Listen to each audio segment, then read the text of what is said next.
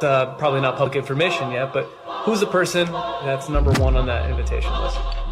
Leonardo DiCaprio. And I can get on that list, yes, right? Without a doubt, you are invited. That is so generous of you. Cheers to that. See you at the White. It wasn't the only epic movie. Once Upon a Time in Hollywood, nearly 3 hours long. Leonardo DiCaprio attended the premiere, and by the end, his date was too old for him. So...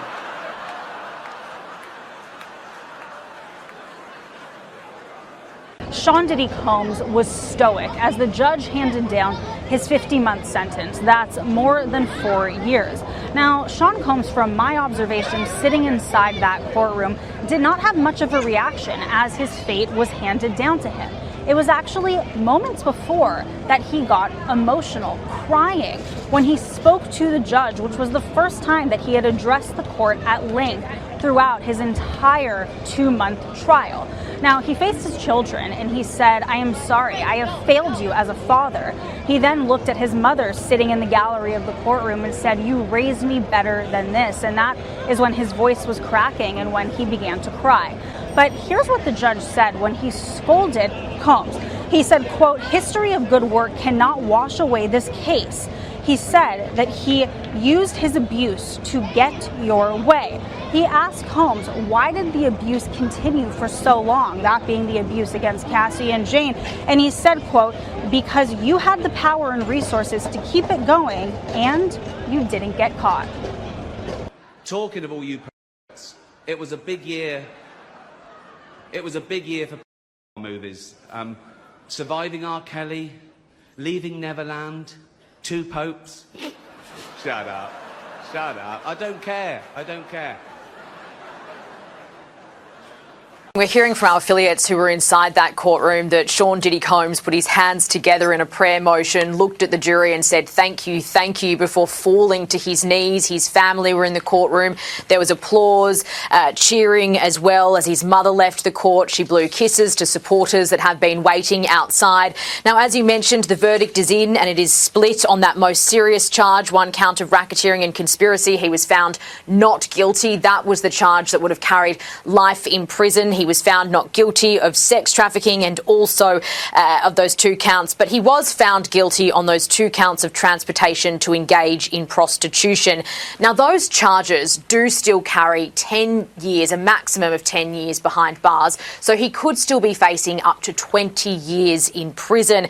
Now, even with that guilty verdict, this is a legal victory for Sean Diddy Combs. He has been acquitted of the most serious charges against him. His defence had argued that, yes, there was domestic violence, yes, there was drug use, alcohol use, but that he should not be judged for his sexual preferences, that it was all consensual. Now, the star witness in this case was Cassie Ventura, his former girlfriend. Her lawyer spoke briefly outside the courtroom. The reaction is that we're pleased that he's finally been held responsible for 2 federal crimes, something that he's never faced in his life. We're hopeful that ultimately he receives a substantial sentence for what he's done, and we're pleased that Cassie's brought to light everything that has happened in this trial.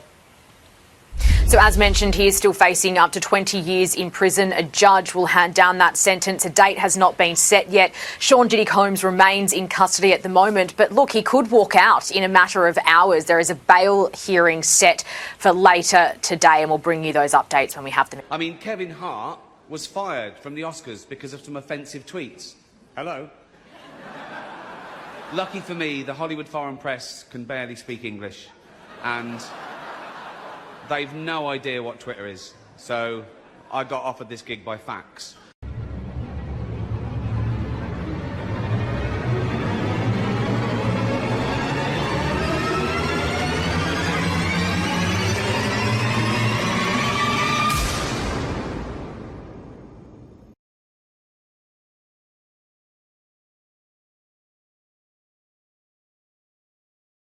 The bad boy. Oh, he's bad boy now. Oh, no. Signing the bad boy. Here's your icon alert. It's called He's Bad Boy Now. Bad boy. Bad boy. 50 Cent's highly anticipated documentary about Sean Diddy Combs is officially here. And we hear from two jurors from the Diddy trial, some accusers who spoke out for the documentary, and 50 Cent got his hands on some footage that Diddy claims belongs to him. We have to find somebody that'll work with us, that has dealt in the dirtiest of dirty business. We're losing. I reached out to Sean Combs' spokesperson, who tells me that the reason why that personal footage exists is because Sean Combs has been documenting his own life since he was 19 years old. They say that this footage was captured from a personal videographer hired by Sean Combs. If Sean Combs watches this, what do you think he's going to feel?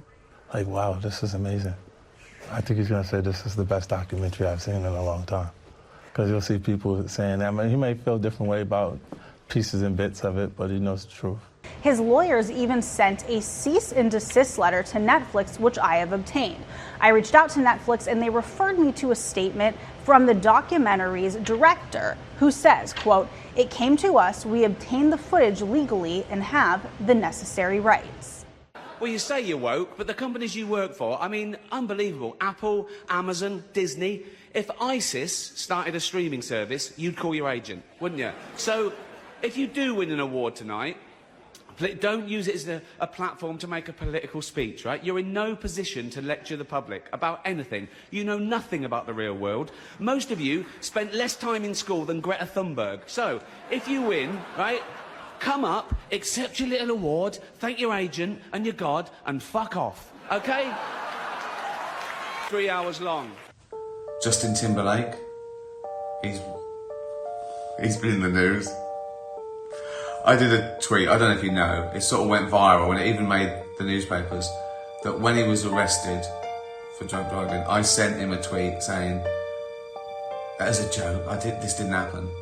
It happened that I sent him this tweet, but I didn't really send him any Dutch Barn vodka. I just went, did you get that bottle of Dutch Barn vodka I sent you? That's the joke. And it went mad. I did think of a joke. I wouldn't tweet it. It's a bit harsh. I could do this to the Golden Globes. Right, this is it. It's a stupid joke. It's a pun. The joke was, if Justin Timberlake goes to prison, he's going to hear the words sexy back a lot more often.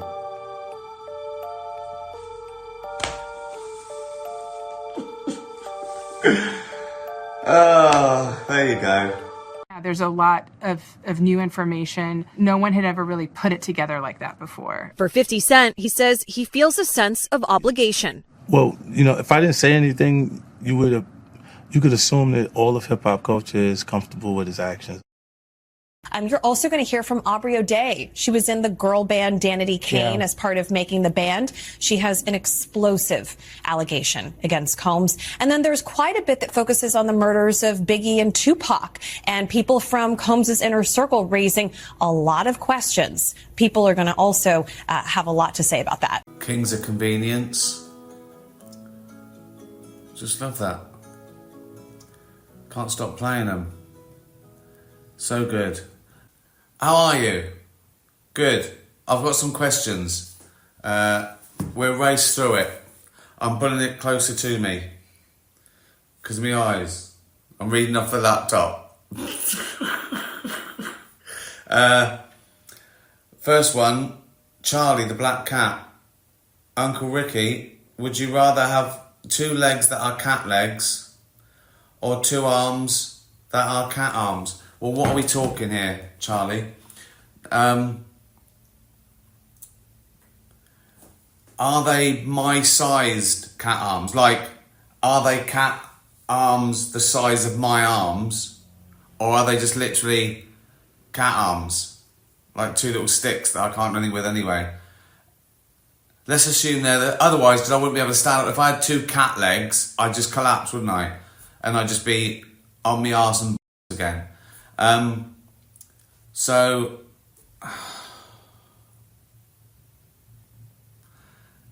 if I had cat arms, I could walk around, I could pat things and scratch things, but I couldn't play the guitar, could I? Or tweet, or hold a fucking comb, or if I had assuming I could stand up on Ricky leg size cat legs, I'd have my arms and big old, let's say lion's leg. I have lion's legs and my arms, and I could do everything. Fucking stupid, isn't it? This. Dutch barn. Question 2. Adriana, would you like to write, act and direct a film? If yes, do you have a subject in mind? Well, I've done a couple. I've written and directed and acted in Invention of Lying, Cemetery Junction. I wasn't a star. Starred in Ghost Town. Didn't write it. David Brent, Life on the Road. Special Correspondence. Would I do another one? Maybe. I'm not as excited about doing a film at first. Well, the guts has been ripped out of Hollywood. It's still nice to do a film, I guess. Maybe a Netflix film, but it's not the same. So I think TV overtook film, really. It's just the most compelling. You can get, a box set series. You can absolutely get lost in and look forward to it every day and every night. But if I had an idea that could only be a film, like I didn't think it was a series, I enjoyed doing that short film. It was only one day's filming. A lot of my decisions are based on laziness, effort, etc. But yeah, I would do.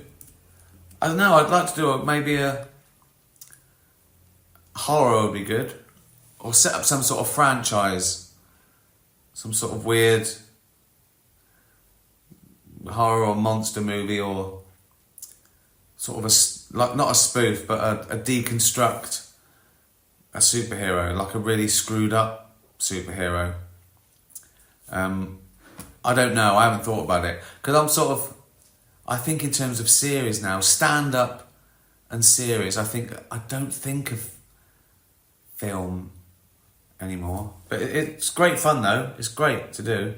Hard work as well. It's a lot of hard work for like 90 minutes. It's about as much work as for a series. For some reason, I don't know why. I suppose I don't know why.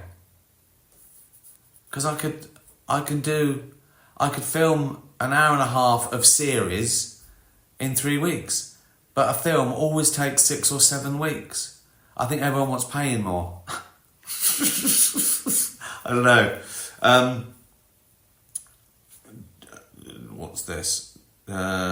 Julia, Uncle Ricky. I've done that one. Fucking hell, my eyesight.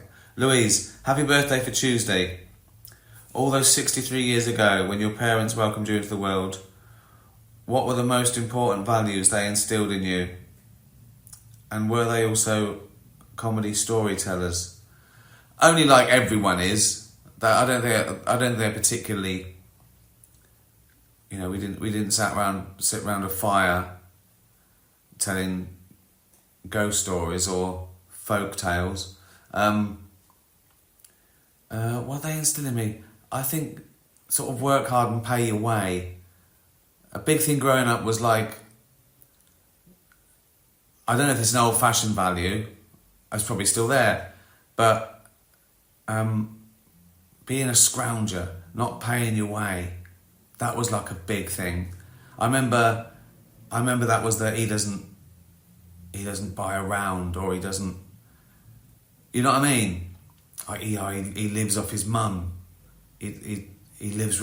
It was always about people not pulling their weight, which is probably quite evolutionary, isn't it?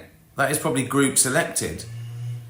like when we were tribal and hunter-gatherers, you would have been rejected. No one would go, yeah, he doesn't feel like working this year.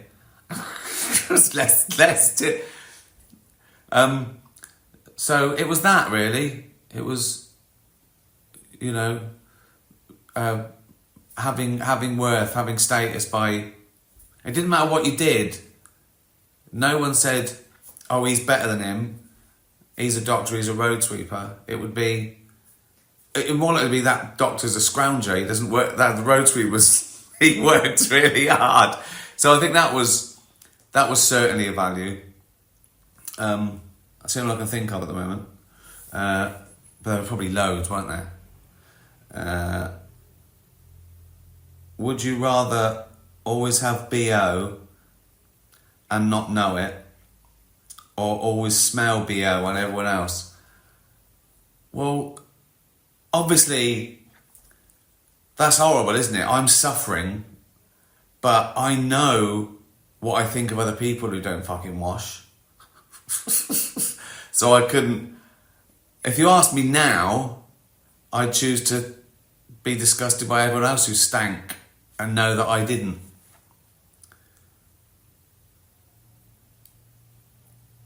Horrible, isn't it? BO is horrible, isn't it? Because I don't think, oh, they might be working hard. Do you know what I mean? They might be sweating because they're working hard. It's old BO. That's the worst bit. You go, they were sweating yesterday and they put the same fucking shirt on.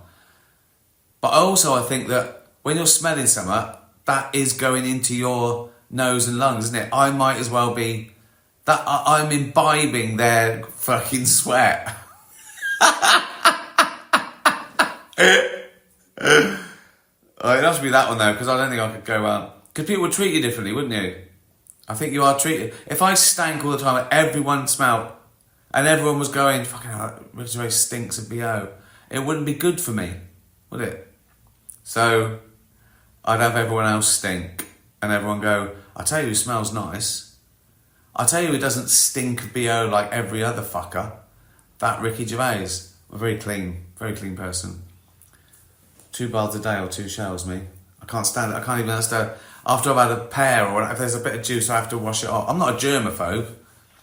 I just don't... I like feeling clean. I look like shit, but I'm clean and I smell nice.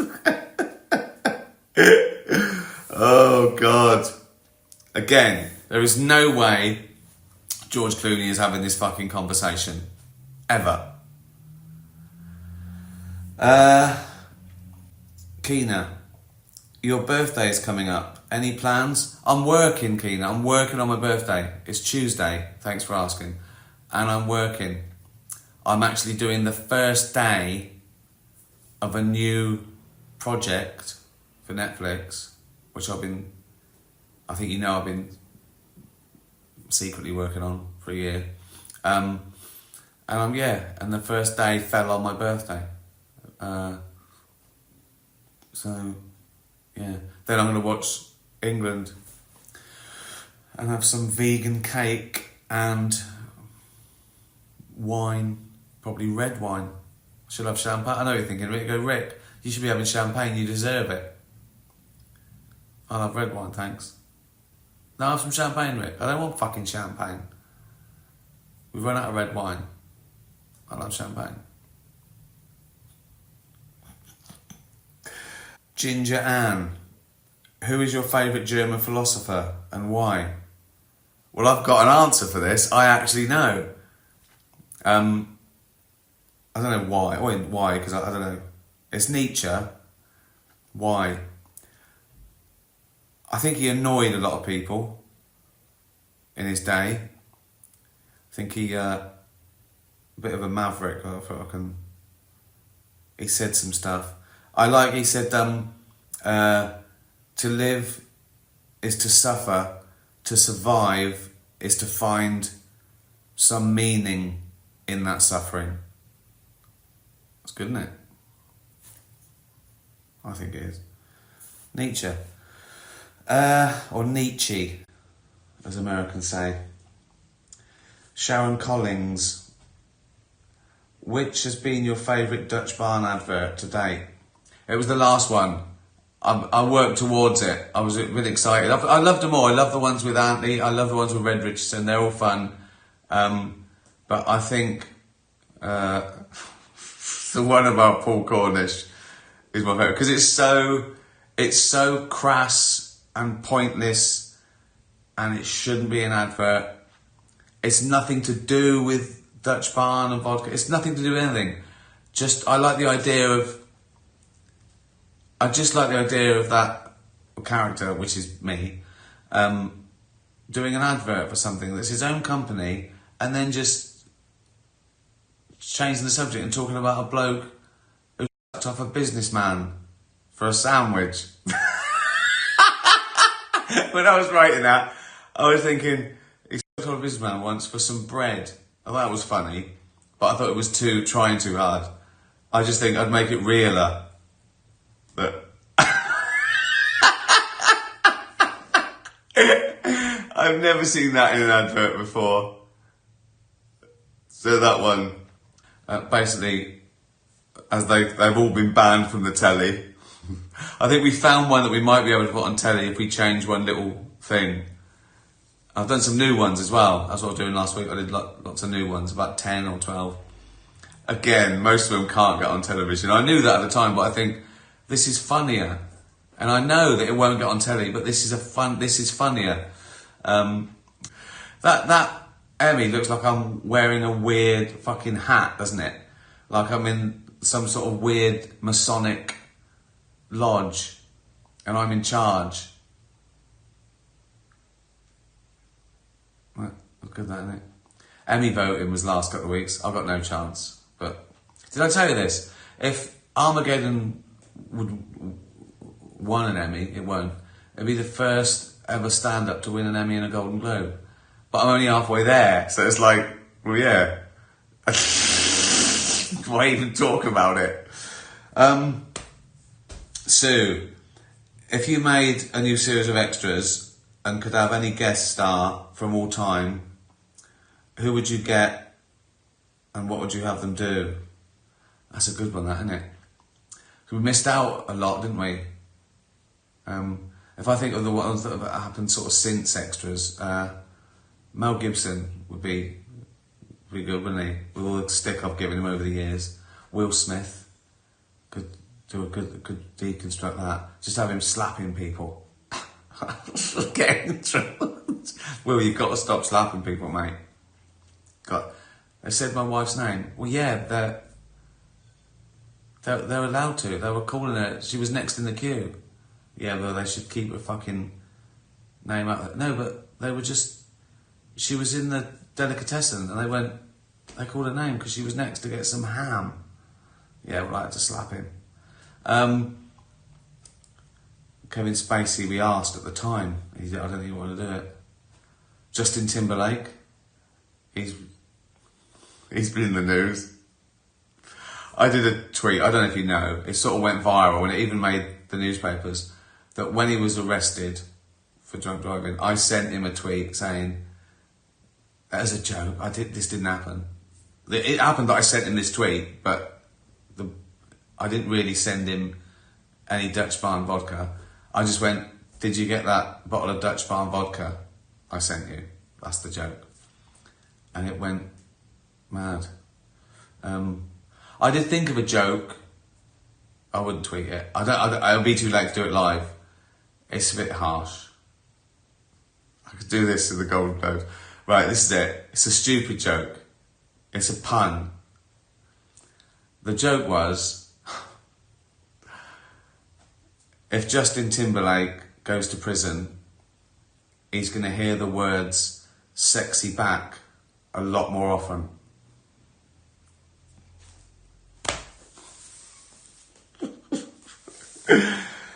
Oh, there you go. Gwen, have you ever listened to the dubbing voices you've been given for your series and films in other countries? And if so, how awkward was it? I have once. It was years ago, about I know, 15 years ago, we were in Spain on a little holiday, and I saw Ghost Town in Spanish, and I listened. I'd been overdubbed, and the bloke doing me sounded exactly like me speaking Spanish, which is incredible for me to think that. It just sounded. I just thought that's me, but speaking Spanish. I think now they can do it with AI. Now they can make me, like, they record me speaking English, and AI turns it into Spanish, and it sort of lip syncs it.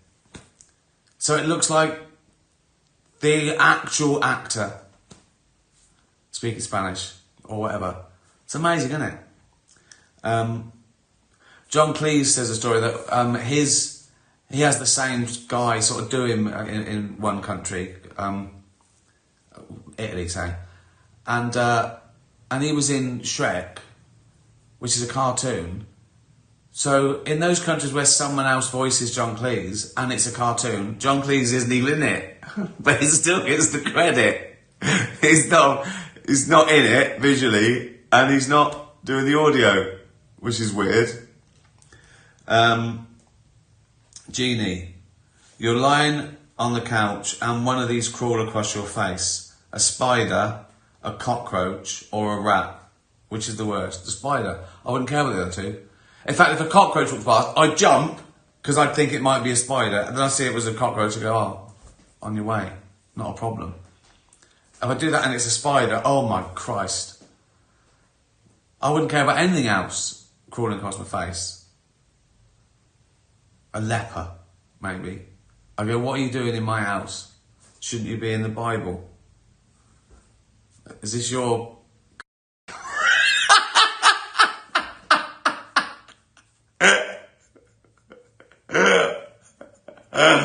Yeah, I wouldn't mind a rat, I think. Just so many spiders. Just spiders. Get the fuck off my face. Spider. Talking about face, look at my red, fat, old, sweaty. Oh, God. I mean, the light in here is not great, but fucking hell. I've had a good innings. Kidala? Would you rather have a ball bag? Fuck's sake. Would you rather have a ball bag where your nose is, or a nose where your ball bag is? So, well, it's that one, isn't it? Because no one knows. No one... I could walk around like that, and then I just haven't got... I've got a nose, which I'd fucking keep well private.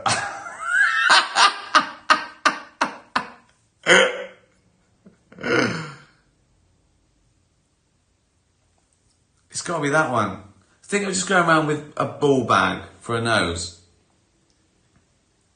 And a ball bag. You got two ball bags. So it's two noses, I guess. Just because, again, I think you could have a normal life, relatively, if you had a nose, as opposed to weird balls. Keep your pants on in all situations.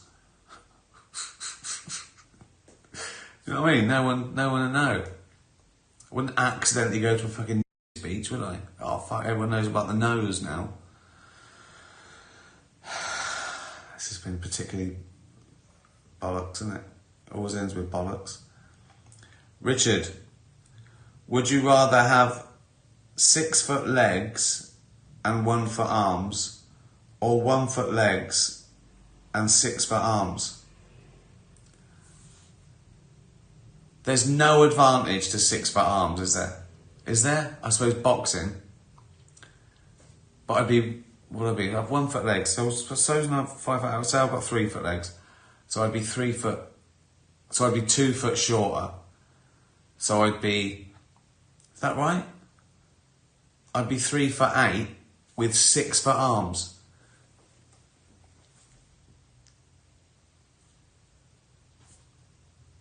Would that be good? Would that be good for boxing? I don't know if it would, because you've got to stabilise with those. I don't know an advantage. I'd do a lot of pull-ups, couldn't I? Because I'd be, but then what's the advantage in that? On a beach, showing off. And people wouldn't be going, God, he can do a lot of, they go, fuck me, what is that freak? Got fucking, oh no, oh, hold on, yeah, I'd have 6 foot arms and 1 foot legs. What the fuck?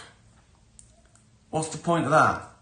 I mean, it'd be like a mega orangutan, wouldn't it?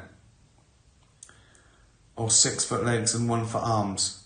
See, 6 foot, so 6 foot legs, so I'd be 3 foot taller. So I'd be 8 foot 8. 8 foot 8, but with 1 foot arms. This can't be that one.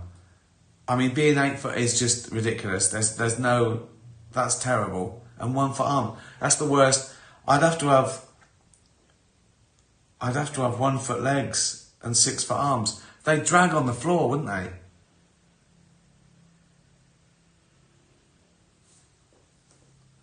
I mean, it would be ape-like, I suppose, wouldn't it? But, like, mega.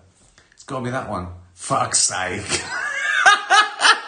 Right, there you go. What a load of bollocks that is. It says what it does on the tin, doesn't it? Enjoy the rest of the Euros. Tatty bye, everyone. Tatty bye. I'm looking like Kim Jong-un, alright? Fucking questions. Oh, God. Well, some of you got that. I don't know how old you are, but that's Jim Crochet, who's no longer with us. Has been gone quite a long time, actually. And if you don't know who he is, you probably do know who he is, but don't know you know. He's written some classics, Time in a Bottle, That One, Operator. If you don't know who he is, check him out. He's just one of the great singer-songwriters of our time. Sort of pop, American folk. It's just great. I don't usually recommend a greatest hits album, but get his greatest hits as an introduction. You'll love him. Hello. How are you doing? I obviously, I've got loads of questions. I didn't ask for them now. I just get 1,000. So sorry in advance if I don't answer your question, but I'll get around to it eventually or try again. Mad times. But we're sort of getting used to them, aren't we? We evolve, we adapt. This is the new normal. Right, let's have some of your questions. Susie says, would you ever consider doing an animal documentary? Yeah, I have. For the sad animals, to raise awareness. You would be incredible, thank you. The sad animals need you. I have thought about it, but it takes an awful lot of time. And I also think there are probably better people than me to do it who have got more time. It doesn't need someone so passionate about animals. It needs someone who can be there and report almost. Do you know what I mean? A reporter will do, or a journalist or a documentary maker will probably do a better job than me. There's some things I just couldn't cope with. I couldn't see. I'd go mental. If I saw, I'd take a baseball bat to some people. I'm probably not the best person to do a documentary, but I have. One day I will. One day when my house is the sanctuary. Yeah, I realise I rub my eyes a lot on these things, right? And it's because I've always just had a bath, right? And I'm allergic to the bubble bath, right? It makes my eyes stick, and I've known that for ages. But I like bubbles, so that's like a metaphor for life, isn't it? I mean, if I gave up bubbles, I wouldn't have stingy eyes, but I like bubbles.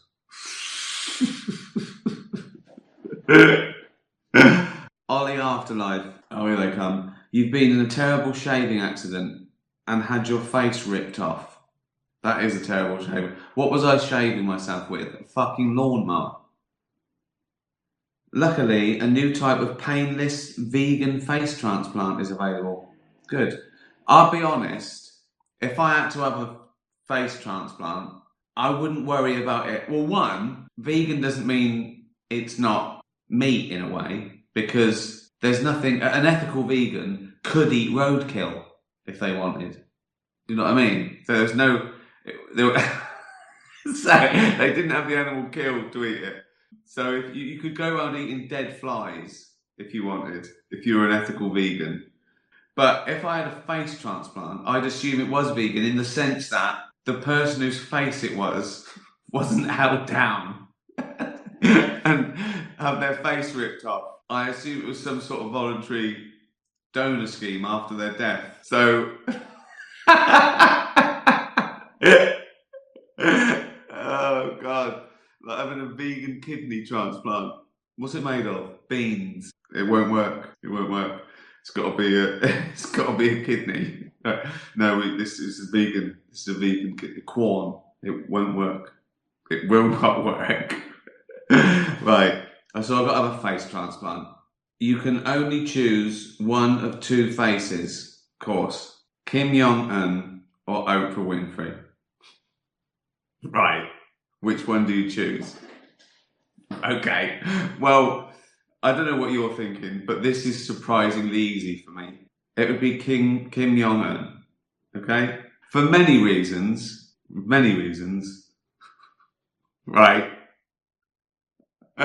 But the main one is, I think it would fit better. Which is a depressing thought, but that is my answer.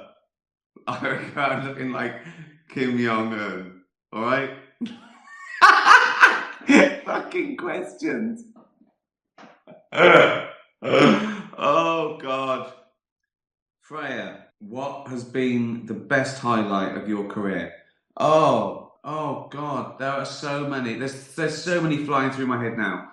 Winning the first Golden Globe when I didn't even know what I was doing there. Was that 2003, was it? I mean, the next day I was invited to appear in The Simpsons. I mean, that's pretty mental. Yeah, so things like Simpsons, Family Guy, Curb. That's work, though. That's work. Oh, highlight of my career.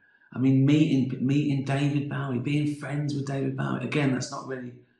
That's like perks. What is the highlight of my career? Would it be a... I don't know. Do you know what? It might be doing the last Golden Globes, that 7 minutes, because it seemed to resonate, and still is. It was the 5th time, and I think it was the best time, which is always great to know. That's why people think I'm blasé with winning an award, like my 50th award. No, it's better, because it's much harder to keep up good work. So, I mean, I know it's like the first thing that comes to mind, but I'd probably say doing that 5th Golden Globes monologue, where I really put everything into it, and yeah, it's sort of it had ripples. Cheers. Annabelle, what was the first vinyl you were given and the first vinyl you bought for yourself? Right. Well, I can't remember. There's lots of answers to that, because I was given a load of old 45s by my brother-in-law. Well, all my brothers and sisters, older siblings. So, like, from the age of 5 and 6, I was on my mum's sort of Alba. What's it called? Alba? It was like a thing you opened up. I can still remember the smell, the plastic smell. It always smelled like something was burning. I'd plug it in. So I had all those 45s, like Elvis and Bob Dylan and the Beatles. But I'll take the question like this. I'll tell you what. The first album I ever requested that I was given was Cat Stevens' Teaser and the Firecat. And my sister got it for my birthday. The first album I ever went into town and bought with my own money that I'd saved up for was Roxy Music, Stranded. And I remember going upstairs in the Butt Centre, Reading, to this trendy record shop. I never afford anything in there. And I bought Stranded. I felt so grown up. That was in 1973. So I was 12. So yeah, Cat Stevens, Teaser and the Firecat, and Stranded by Roxy Music. And I still listen to both. And I used Amazola on Cemetery Junction because it was set in 1973 and with my memories of Reading all mixed up. So yeah, Mark Zoom. Yeah, another one. I always wake up and something horrendous is going to happen. You wake up and realise your life wasn't real. And your real life is one of the 7 dwarfs. Should be dwarfs. I'm not gonna split hairs.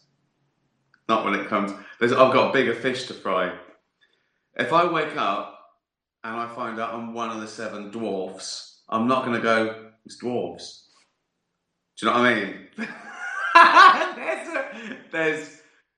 there's more on my mind than grammar, pronunciation, syntax. Will you be satisfied with your life or not? So you're asking me, right? I had a 20-year-long dream that I was an international superstar comedian, right? But I wake up in a log cabin with 6 other dwarves. Do you know what? I'll be honest, I'd be fucking gutted. I wouldn't be feeling happy. Oh, fucking hell.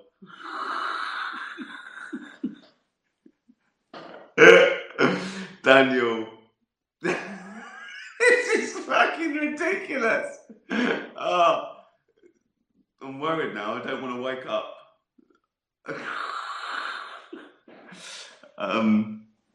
Daniel, what have you been watching recently? Any TV film recommendations? Loads. Right, okay. I've watched Caliphate. Brilliant. Absolutely brilliant. Unorthodox. Quite a special show that. Really intriguing. Founder. Brilliant. I've watched football docs. I got hooked on that Sunderland Till I Die. And then I watched the Tottenham one. And then I just watched the Man City one. And now I'm a football fan again. I wasn't a football fan for the last 40 years, really. Just England. And it's got me back in the game. And I think you can watch these things if you're not a football fan. Like I'm not a basketball fan. I've been a couple of times and I like it. But it's bigger than that. It's a good documentary is bigger than its subject. Do you know what I mean? It has what it means to people, its place in the universe, not just it's a game or whatever. So I recommend those. Last Kingdom, pure fun, pure escapism. I love that. And of course, my current favourite that I'm bereft because I've just finished is Clem, the Dutch series, Blood Pact. It's remarkable, really, really good, and easy. It's just easy. It's so well laid out. It's just so well written and directed and acted that you're just there. It's great as well because it's not episodic at all. It's an arc. It's a long story. It's a serial. But the cliffhangers, you gotta go watch another one. It's great. You'll love it. So yes, watch any of those, and I hope you enjoy them. And if they're not in English, watch them with subtitles. Watch them not in English. Bella, you love a bath. Just Bella's a whippet. But I hate them. So if I rolled in something smelly and turned up at your house, how would you convince me to get in the bathtub? Or would you just send me away? I wouldn't send you away, Bella, but if you stank, I probably wouldn't invite you in. This isn't a hotel. You can't just come round. It's not a doss house. I might offer to hose you down in the garden.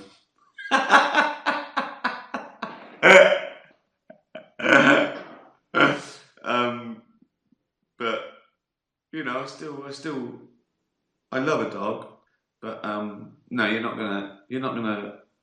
gonna come in and tread fox shit all over the house. All right? You can't get to the bathroom without walking on the stair carpet. So if I had one downstairs, I'd let you get in it, but no. Could I just say that Bella's a dog, by the way?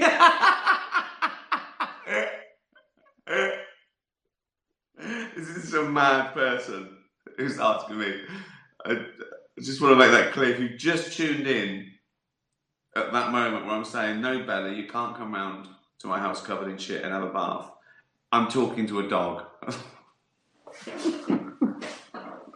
Sometimes I forget.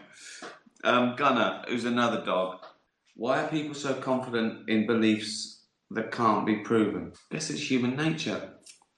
If people want something enough, they can believe it.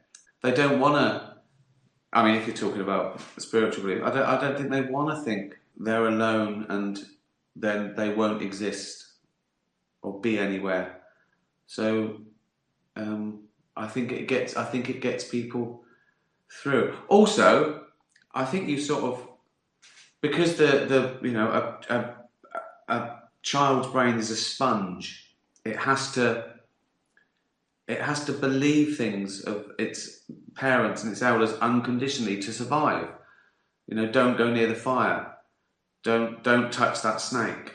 Don't crawl to the end of the cliff. Why not? Just don't do it. So if they tell them there's a God, then it's hard to unbelieve that because it's so ingrained and everything's based on it. Like when I don't think there's any harm with telling kids, oh, look, there's Pickle. Let's actually let her in. Hold on. Pickle. Hello. Hello. Do you want to say hello?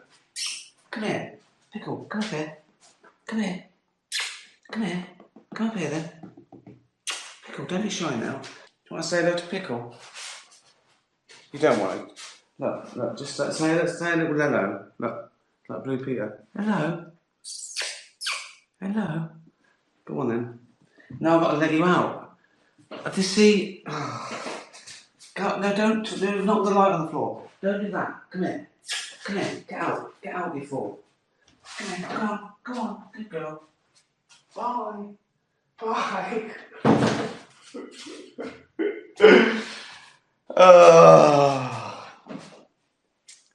See? That doesn't happen, does it? To newsreaders. I think people believe what they want to believe and also what you're told as fact when you're 3, 4, 5, 6, 7. As I say, we tell kids there's a Santa Claus, but when they're 8 and they say, is there really a Santa Claus? We go, no, don't tell your little sister. You know what I mean? Imagine if there's like 32-year-olds at parties saying there's a Santa Claus. You'd go, what? There's a Santa Claus. Good. So I think, I don't see, as I say, I don't think there's anything wrong with spirituality or believing in it, and if it doesn't affect me. Religion is when it does affect you, where religion comes along and says, well, it's this God that's right, everyone else is wrong, and if you do this, you'll get into heaven, when they use it as a stick to control people. But spirituality, I don't see anything wrong with it, really. I don't believe, but that's because I've got no evidence. But I've never minded people believing in any God. And the funny thing is that as an atheist, I want a secular society, and that is the only society that would protect the right to believe all or any religious beliefs, because what you find is that the stronger the religious belief of one particular country and one particular god, the more prejudicial they are to other beliefs. And whereas a secular would say, we just separate church with state, believe what you want, everyone, but these are the rules of the land. It's a much fairer system. So it's much more to each their own, really. Anyway, so that's why. The answer, I don't know. I don't know why. I should have been honest. I've no idea. People believe all sorts of stuff, don't they? Why do some people believe the earth is flat? Because they want to. Joey, who's a cat, if you found out that you had lots of Mickey Mouse living in your house, would you call the infestation of Mickey Mouses or Mickey Mice? Again, if I look around and there's lots of Mickey Mouses, I'm not going to worry about grammar. I'm going to go, what the fuck is going on?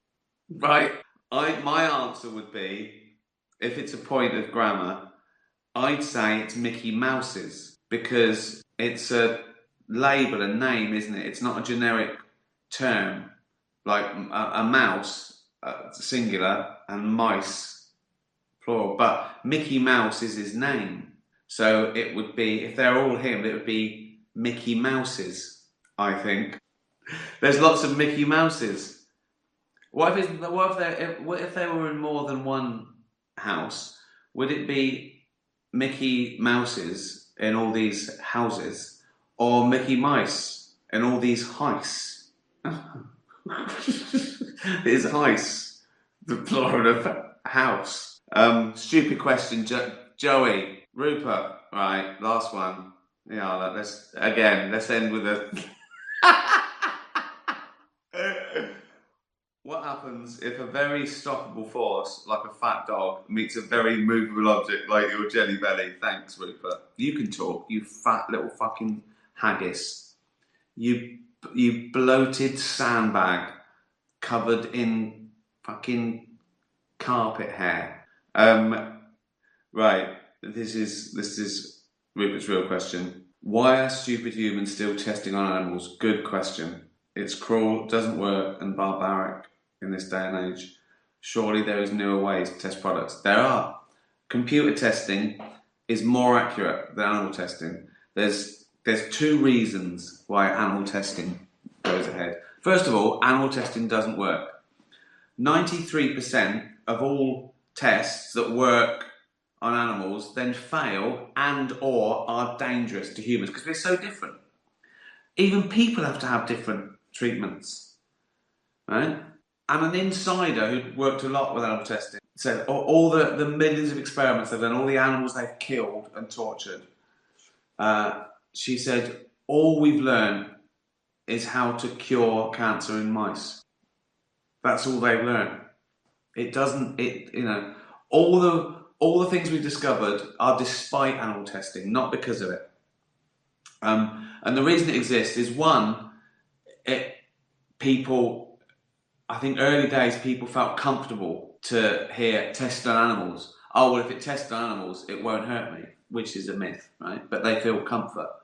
That got around, and of course, some people demand it so they don't get sued, and it's like a huge industry built up. But the main thing is, of course, the money. The people who breed these poor dogs, beagles, sometimes they get $2,000 for each dog to be tortured to death. Right? They don't care. And there's this myth that the next thing we might learn something. We might. So these thousands and thousands of poor animals, innocent animals, tortured every day for no reason. Computer testing works, but there's no money in it because it'll destroy an industry living off this. And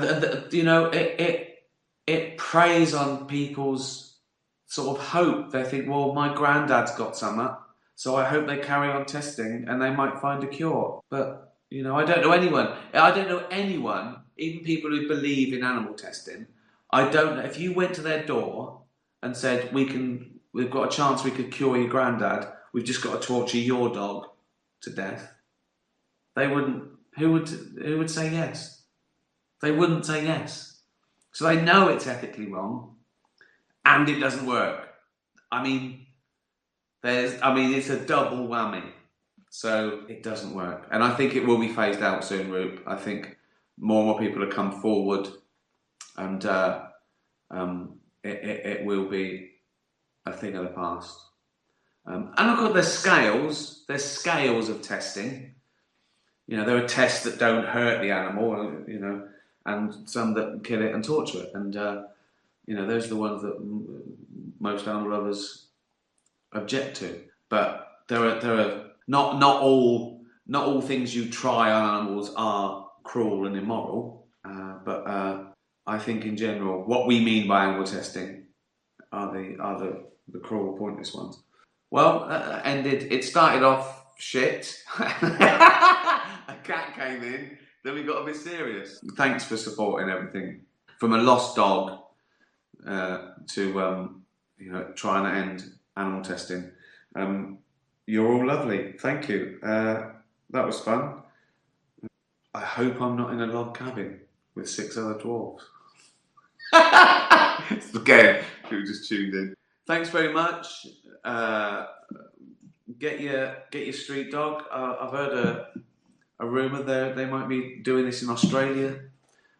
So we're taking over the world and we're saving dogs whenever we can. And I scruffled about 50 dogs today, and nearly all of them are rescues. So it's great that we're making a difference. Thank you. Be nice to animals. Have a great week. Tatty bye, everyone. Tatty bye. How do you think we all got here? We all got on planet Earth? Yeah. How do you think it all started? I think it all started with very small bacteria, and the laws of evolution applied. And what was there before the bacteria? Well, a primeval soup, according to science. What's that? Who knows? Why is there something rather than nothing? Right. Okay. Well, I'm going to answer this in good faith. Well, first of all, why not? People think that it's mad that there's stuff, but why? Why isn't it mad that there was nothing? Imagine a universe of nothing. That would be odd as well, wouldn't it? And also the question why should be how. We don't mean why because there's no will. There's no will to the universe. The universe didn't crunch into the size of an atom and go, let's explode and make shit. There was no will. It just happened through gravity and all the different forces and laws that existed. I think people mean how the fuck, how,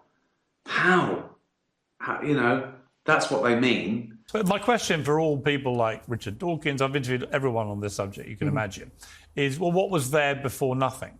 And because the human brain can't comprehend that and can't answer that question, I'm a religious person. I believe in God. I was raised a Catholic.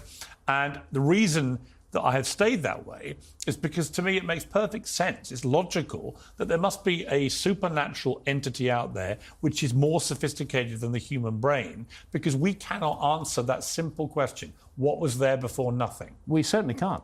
Right. What was there before the Big Bang? Nobody So it's because they can't answer it is that a strong question. argument for a creator of some sort. Whether that entity is supernatural or whether supernatural is simply natural that we haven't yet understood is another. Are you religious question. or not? I was brought up as a Christian. I abandoned Christianity in my early 20s. I have been through a series of changes. I feel that life does have purpose, that it does have meaning. I don't think we're here by accident. I don't believe that death is the end. I think we are incarnated in physical bodies, but I think consciousness and the body are separate issues. I think life goes on. So in that sense, I am a spiritual person rather than necessarily a religious person. I don't follow a particular religious doctrine. But you do think there's something else at the end? I do, particularly the notion that the death is not the end, that it's perhaps the beginning of the next great adventure. Right. And well, lots of reasons there. Well, nothing isn't really nothing. In fact, when people say, why is there something? Why isn't there a balance? Well, actually there is, because in general, the universe is an average of nothing.